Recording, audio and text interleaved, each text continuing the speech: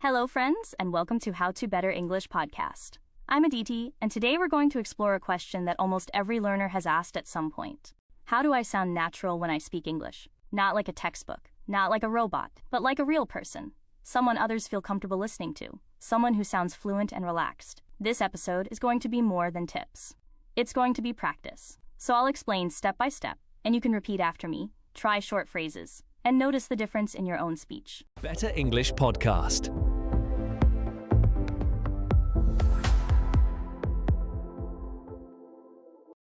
What does sounding natural mean? Let's start with a simple question.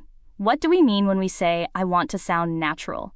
Many learners think it means perfect grammar, advanced vocabulary, or copying the exact accent of native speakers in the UK, US, or Australia. But the truth is different. Native speakers don't always speak with perfect grammar. They forget words. They change their mind in the middle of a sentence. They sometimes use the wrong tense and just keep going. And vocabulary? Most of the time, they don't use advanced, academic words. They use simple, short phrases. They reuse the same expressions again and again. And about accent? You don't need to erase your accent or sound exactly like someone from London or New York. So then, what does it really mean? To sound natural in English means to speak in a way that feels easy, real, and human. Your English should flow.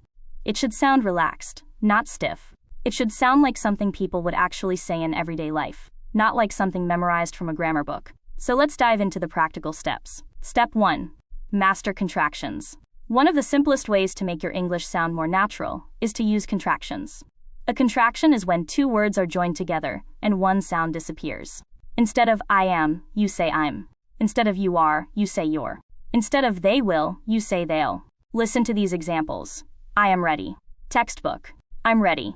Natural. She is my friend. Textbook. She's my friend. Natural. We will call you later. Textbook. We'll call you later. Natural. Do you hear the difference? The second option in each example is shorter, smoother, and closer to the rhythm of real speech. Practice with me. I'm happy. You're late. He's busy. They'll come soon. Excellent. If you want your English to sound more native-like, contractions are not optional. They are essential. Step 2. Learn everyday phrases. Another big difference between textbook English and real English is the use of short, everyday phrases. In textbooks, you'll see full, formal sentences. I would like to order a cup of coffee, please. But in real life, a native speaker at a cafe might simply say, Can I get a coffee? Or, I'll have a latte, please. Short, clear, easy. Let's look at some useful everyday phrases you can start using. Sounds good. Right pointing arrow, I agree. No way. Right pointing arrow, really? That's surprising. Count me in. Right pointing arrow, I want to join. Hang on. Right pointing arrow. Wait a moment. All set. Right pointing arrow, I'm ready. Got it. Right pointing arrow, I understand. Will do. Right pointing arrow. I'll take care of it. I'm out. Right pointing arrow, I'm not joining. Or I'm leaving. My bad. Right pointing arrow. That was my mistake. Fair enough. Right pointing arrow. That makes sense. No worries. Right pointing arrow. It's okay. Don't worry. These are small, but they are everywhere. In shops, in messages, in daily chats. Now, let's practice a few. Repeat after me. Sounds good. No way. Count me in. Got it. No worries. Nice work. These tiny phrases will do more for your fluency than 100 long, complicated words. Step 3. Understand rhythm and stress. English has a kind of music. Some words are strong, some words are soft. This balance creates rhythm, the sound of English that makes it feel smooth. Let's take a sentence. I don't want to go there. Say it slowly. I, soft. Don't strong, want strong to. Soft, go strong, there, soft. Did you hear how don't and go were stronger? That's rhythm. Now another example. She can do it tomorrow. The strong words are do and tomorrow. The others are lighter. If you focus only on grammar, you miss this. But if you pay attention to rhythm, your English starts to sound more natural, more like music. Don't worry about getting it perfect. Just start noticing it when you listen to shows, podcasts, or songs. Over time, you'll pick it up. Step 4. Connected speech. Native speakers rarely say each word separately. They connect them together. This makes English sound fast, but also smooth. Examples. What do you think? Right pointing arrow, what do you think? Going to right pointing arrow. Gonna, did you right pointing arrow, did ya? I want to right pointing arrow. I wanna, At first, this feels strange, but here's the key. You don't need to use them all right away. First, just recognize them when you hear them. That way, you won't feel lost in real conversations. Later, you can try saying them yourself, especially in casual conversations. Try with me. I'm gonna go now. Whatcha doing? Did you see that? Good. You're already sounding smoother. Step 5. Use real-life expressions. Native speakers choose words that fit the situation. They don't always use formal language. They often use casual expressions that carry emotion. Here are some examples. It's up to you. Right pointing arrow. You decide. Catch you later. Right pointing arrow. See you later. Not my thing. Right pointing arrow. I don't like it. You nailed it. Right pointing arrow. You did it perfectly. That's awesome. Right pointing arrow. That's great. I'm starving. Right pointing arrow.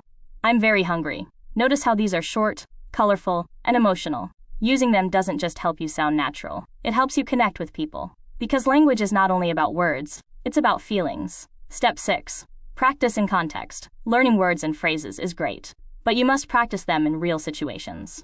Let's look at 3 contexts. In a shop. Textbook English. I am only looking. Thank you. Real English. Just looking. Thanks. Textbook English. How much does this cost? Real English. How much is this? In a cafe. Textbook English. I would like to order a cappuccino. Real English. Can I get a cappuccino? Textbook English. May I take this to go? Real English. To go, please. On the phone. Textbook English. I am sorry. I cannot hear you clearly. Real English. Bad connection. Textbook English. I will call you again later. Real English. Can I call you back? You see, the meaning is the same, but the natural version is shorter, lighter, and easier to use. Step 7. How to practice daily. Now let's talk about practice. How do you actually train yourself to speak this way? Here are 4 steps. Listen a lot. Watch movies, listen to podcasts, or follow YouTubers who speak naturally. Don't only read textbooks. Shadow. Listen to a short clip. Pause. Repeat exactly, copying the rhythm, tone, and stress. Collect phrases. Keep a notebook or phone list. Whenever you hear a useful expression, write it down. Use them. Don't wait until you're ready.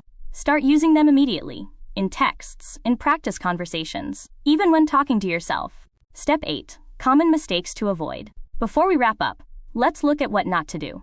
Don't try to speak too fast. Speed is not fluency. Clarity is more important. Don't force slang if you don't understand it. Start with simple phrases first. Don't copy accents 100%. Keep your own identity. Focus on clarity and rhythm. Don't focus only on grammar rules. Balance grammar with real communication. Remember, the goal is connection, not perfection.